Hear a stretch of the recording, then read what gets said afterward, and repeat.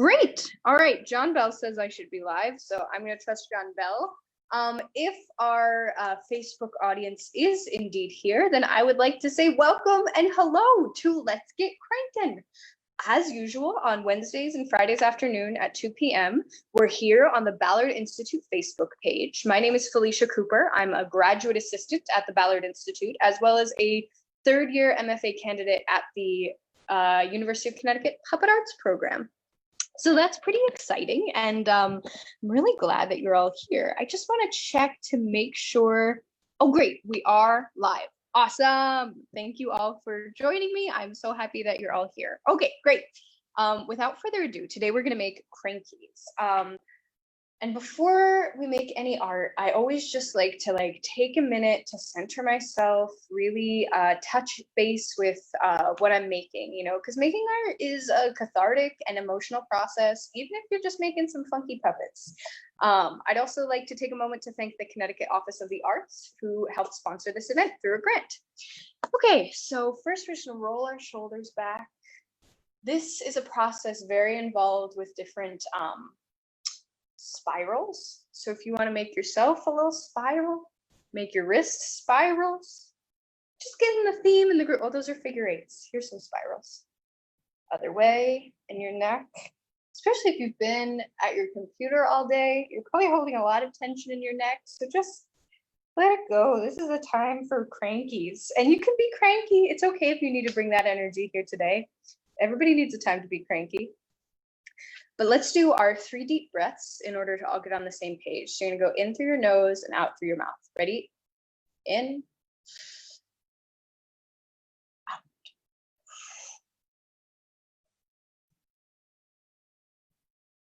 Oh, that felt good. In. Out.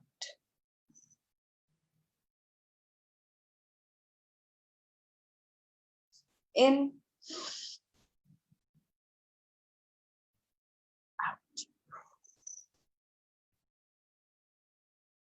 Give yourself a little wiggle. Get ready to make some art. So the first step of a cranky is that you need a cranky box. You need something to hold the cranky. And I made it clear, an example in a clear box so that we can all kind of get on the same page about what we're talking about. Because it's something that you can, I know I'm a visual learner, you're gonna understand a lot better once you see it. I made this one, like I said, in a clear box with some sticks that I found in the woods. And what you'll do is see how there's 2 scrolls of paper. Oh, it looks like a Torah when I put it this way. But what you'll do is spin one of the papers, and then that tension will work as a pulley to pull along the paper. And it takes a little while for the tension to kind of even itself out. It'll jump a little bit the first couple times. And if you're a really great engineer, there are ways to counter that. But for today, we're just going to start really simple, something you can make at home.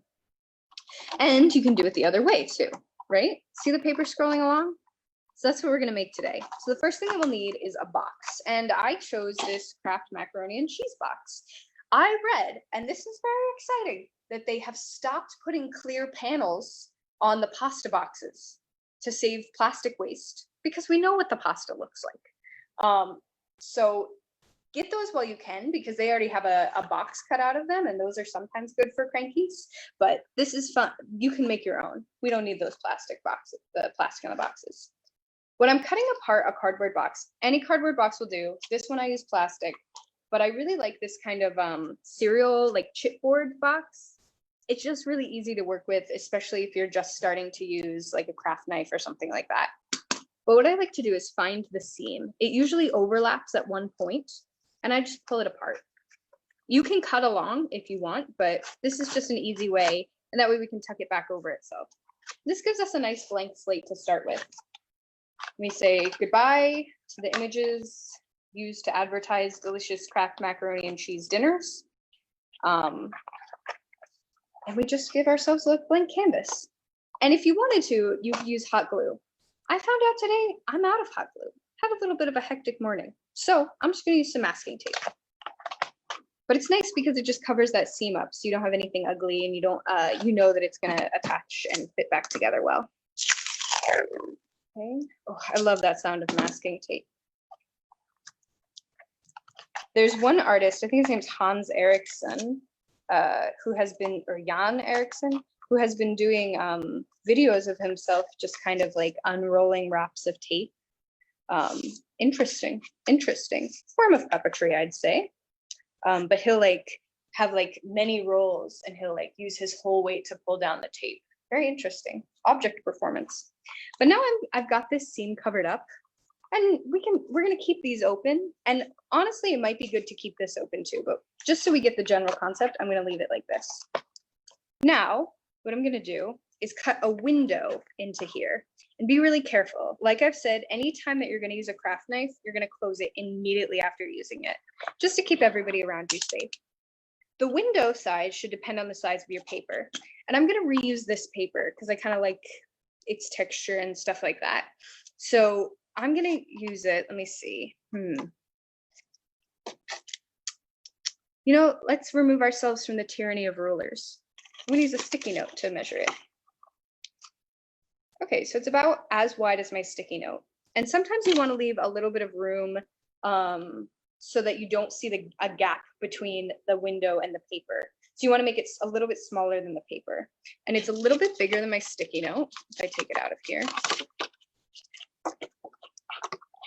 Right, it's a little bit wider. So I'm just going to measure the size of the sticky note. Paul would be upset, but Paul Spirito, our technical director of the Puppet Arts program, he would be upset that I'm not using a proper ruler, but sometimes you have to make do, Paul. Okay, so I'm just tracing that here. See? And actually, I'm going to leave a little more room because it's a little too closer to the edge than I really like it to be.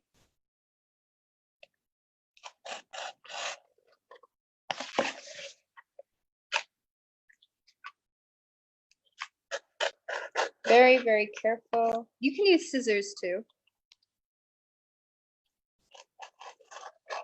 An X-Acto blade would work if you're using chipboard.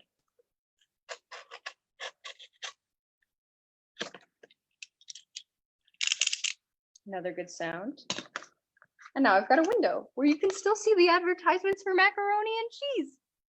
That's kind of fun. Now I want to set up the pulley mechanism.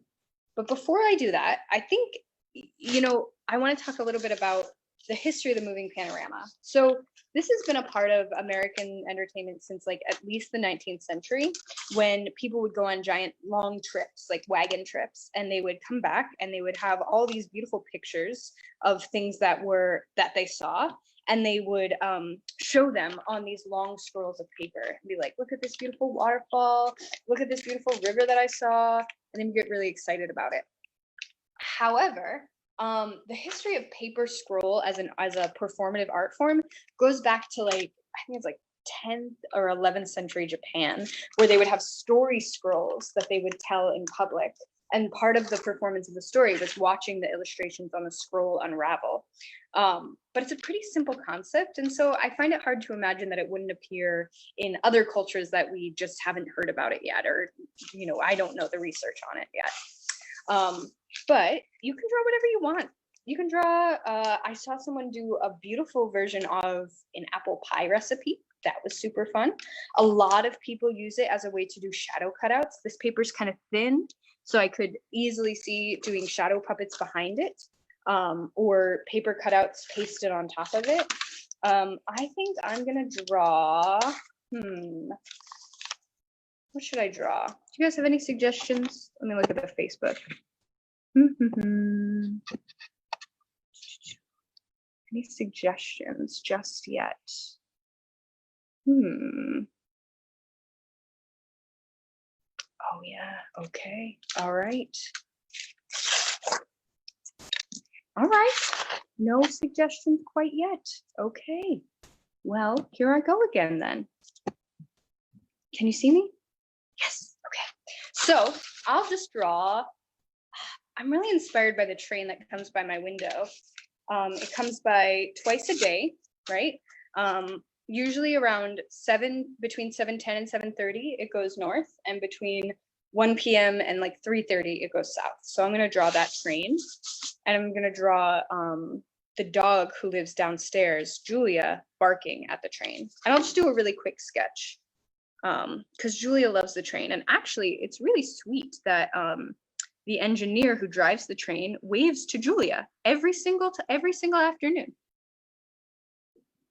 Okay, so that's I drew the engine. Engine looks kind of like that. Today, let me see, what was it? I think it was the 3015, but let me check. It was the 3850, my bad.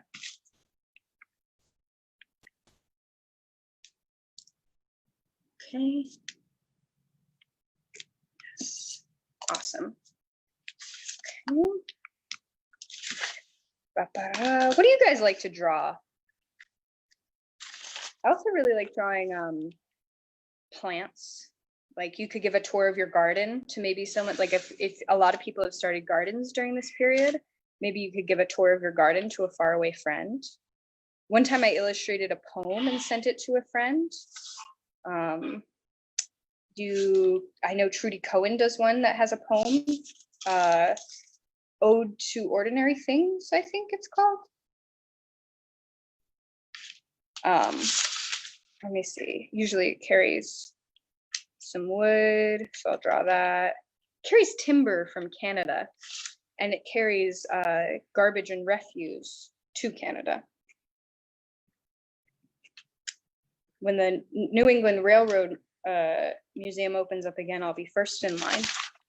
So, okay, I've got a pretty rough drawing of a train here. You can see the wood that I drew, the timber. Let me see. Now, what I want to do, this is a section where the steps can get a little bit difficult. But you'll want to set it up so you have 2 sticks that go in here. I remember I talked about leaving this seam maybe openable. Masking tape is nice for that, huh? Because what I want to do is make a hole, 2 holes that go one here and one here, so that the stick, and I'm sacrificing a pen, that can go straight down. And we do want it to be pretty straight down. Sticks are fine. Like for the clear one, I had used a stick, and that's great. But it's really as straight as you can get it is going to give you the better results. Okay. So again, opening up my craft knife, making a hole. Let me see if I can tilt this down a little bit. Yeah, how's that? A little bit better. I'm making a hole for the stick. So I'm going to make it a little closer to the window. I think I need a new blade. Give me one moment.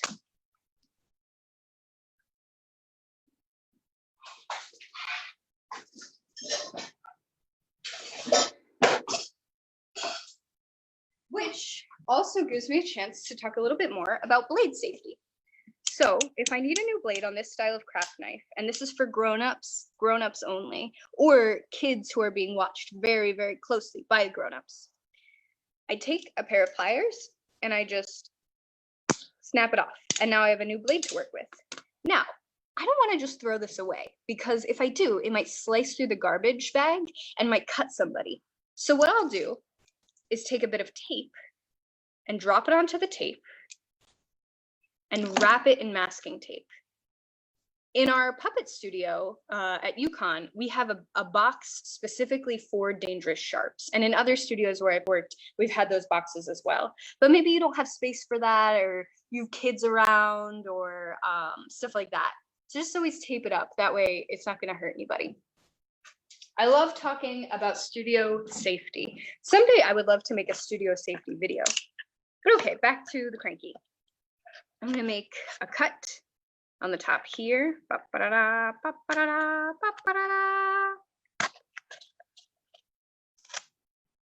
Okay, that feels pretty good. I just made a little X. No fuss, no muss. I don't really know what muss is, if you were to make a muss about something.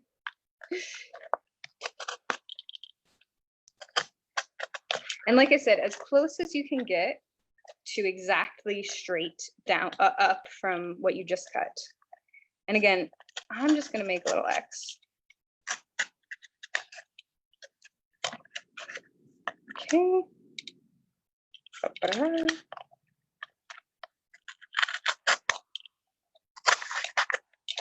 Okay, close the blade. Now I can stick my pen through the holes that I've made. And you want to make sure that it's able to freely kind of crank. Okay, feels pretty good. Let's try the other one. Also able to freely crank. I'm really amused that you can still see the cracked macaroni and cheese. I'm going to take this tape off. I might need to use a new piece of tape.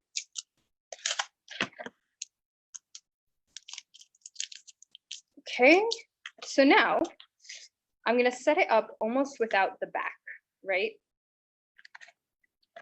Or without the front, rather. So I'll put this through here and this through here. See? And it'll go like this. And this, you can get really fancy with crankies. You can add things like tension rods. You can add things like, and you could use an Arduino to make it automatically crank. There are so many things you can do, but this is just really, really basic. This is something that you can make in, you know, an hour or something. So now I'm going to take that scroll of paper. I'm going to tape it to my pen. And actually, I want a straight edge to do that. So I'm going to cut this so it's a straight edge. And I'm glad to hear that they're using non-standard measurement in schools. Rid ourselves of the tyranny of the ruler. If you want to measure things by how many sticky notes or tennis balls tall they are, as long as you keep a consistent measurement and you're happy with it, that's fine. As long as you can, because the purpose of measurement is to communicate to other people, right?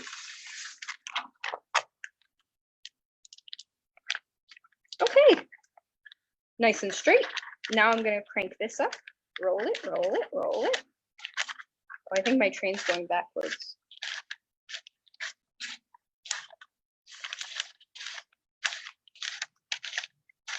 I had a friend send me a video of a train with 6 engines. It was trailing 6 engines. I couldn't believe it. All right, so now when that's there, I'm gonna go ahead and tape it to the other stick. More masking tape. And a lot of people will build just like one really sturdy, cranky box and then change the paper rolls, which is also a totally awesome idea. Okay. Now, like I said, it's going to take a minute to get the tension right. That always happens. I'm going to go ahead, close this up. Ooh, uh-oh. Oh, there we go. May have to fuss with it a little bit. We're just working with, like I said, cardboard and sticks. You could definitely do a more precise job with this. I've done this project with like little kindergartners where we did a history of their town in Braddock. I've done this project with 4th graders, I made a community cranky once where we just had one big scroll of paper and everybody drew one section of the story of what we were trying to do that day. That was maybe my favorite cranky. Okay, so now, you know, let me take for presentational sake. Let's take this up.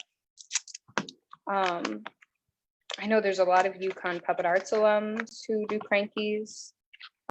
Brendan Puppet does a ton of crankies. Anna and Elizabeth, which is a folk duo, do a lot of crankies. But of course, the American cranky folks who really have given a lot to the community are Sue Truman, Catherine Fahey. Folks like that have done so much to make crankies popular in America in the 21st century. So thank you to them. And if you know some of them, say thank you. But as you can see now, I can go ahead and scroll, and the scroll of paper comes right by, which is pretty exciting. Now, what I'd do if I had a little more time is I would tape or glue another stick or even a clothespin on there so that I have something to crank it. A nice handle will go a long way. Now, I recognize that this was maybe a little bit technical, and I tried to make it as rudimentary and simple as I could. But if you're working with younger kids, you might want something even simpler. And so this is one of my favorite like 5-minute activities. if you have 2 paper cups, now both of my paper cups were patterned, so I did put some paper on this one. Guess what? I drew another train. Cut a window into your cup. And then if you have a picture on the inside of your cup, and if it's a plain cup with no design, perfecto. You can just stick it in there, and now you can see that train going by. That's right, I wanted to make a little dog, Julia. So this is something you can do with kids really, really young. One time I made one that was a person watching the sunset out their window, and they just sat like this. The sunset kind of went by them. But another thing that you can do with these really simple cranky frames, if you want to tell a little bit more of a story, is you could draw, like I'm going to draw the dog Julia that lives downstairs. She's very fat. But she's really nice. She loves to eat rocks and to bark at the train. And I've said all this to her face, she knows.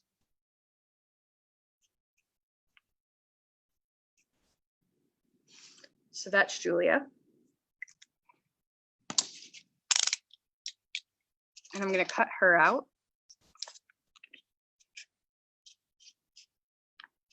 Okay.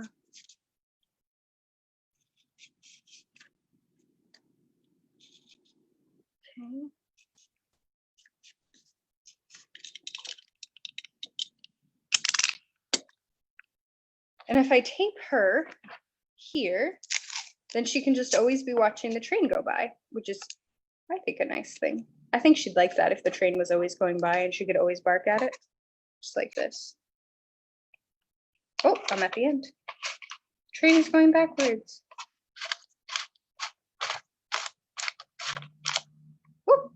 Oh, it came out of the hole, which happens sometimes. So that's kind of a crash course on crankies. Like I said, there's a lot of ways to get technical with it.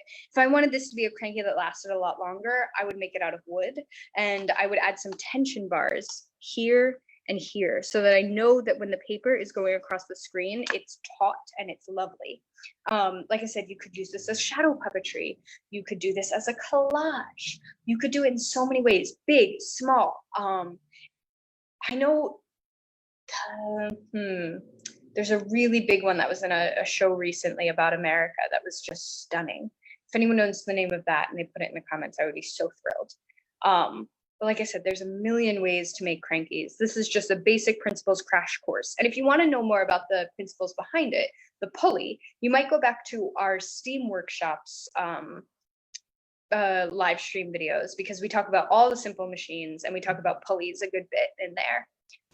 So I think that's all I have for today. I really appreciate you being with us. I'm really glad. It seems like the live stream worked out. I'm going to check the comments to see if anyone said anything that needs to be addressed. Ba-ba-da-da, ba-ba-da-da.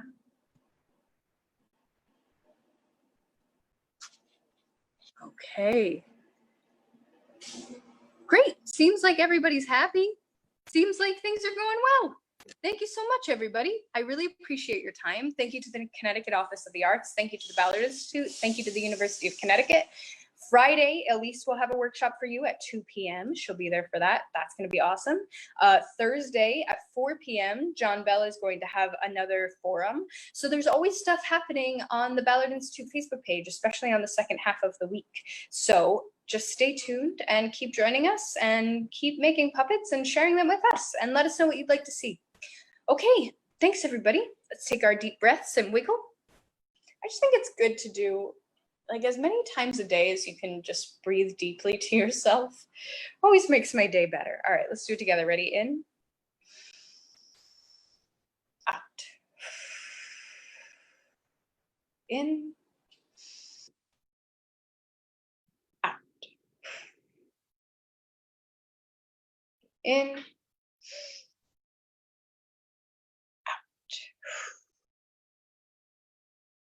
Okay, thanks everybody. Have a great rest of your day. Thanks for joining us at the Ballard Institute Facebook page, and I'll see you soon. Bye.